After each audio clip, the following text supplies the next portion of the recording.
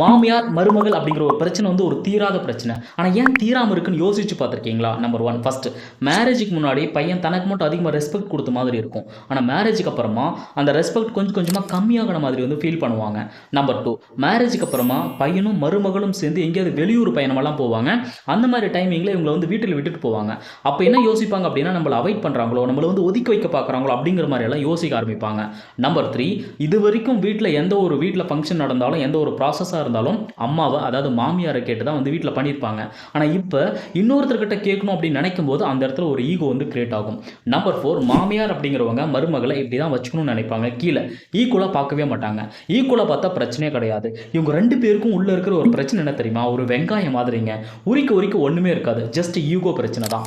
ஈகோவை மட்டும் விட்டுட்டாங்க அப்படின்னா இவங்களும் எல்லாரும் மாதிரி ரொம்ப ஜாலியாக சகஜமாக லைஃப்பை வந்து மூவ் பண்ண முடியும். என்ன கேர்ள்ஸ், நான் சொன்னது கரெக்டு தானே?